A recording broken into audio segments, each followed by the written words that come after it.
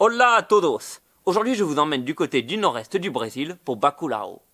Kleber Mendonça Filho et Juliano Dornelles, les réalisateurs du film, sont tous deux originaires de Recife. C'est là que Mendonça a tourné ses deux premiers longs métrages, avec Dornelles comme chef décorateur. Les bruits de Recife racontaient comment la vie d'un quartier était bouleversée par l'arrivée d'une société de sécurité.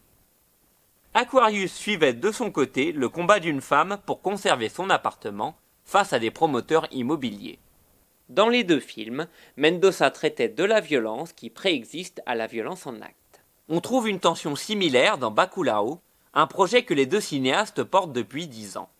À l'époque, ils avaient à cœur de montrer une autre image des villages reculés du Sertão, souvent représentés de façon misérabiliste ou pittoresque dans les documentaires.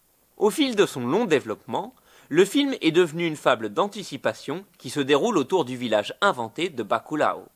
Les cinéastes posent leur décor dans une chronique quotidienne et réaliste, avant que des événements surprenants emmènent le récit vers le cinéma de genre.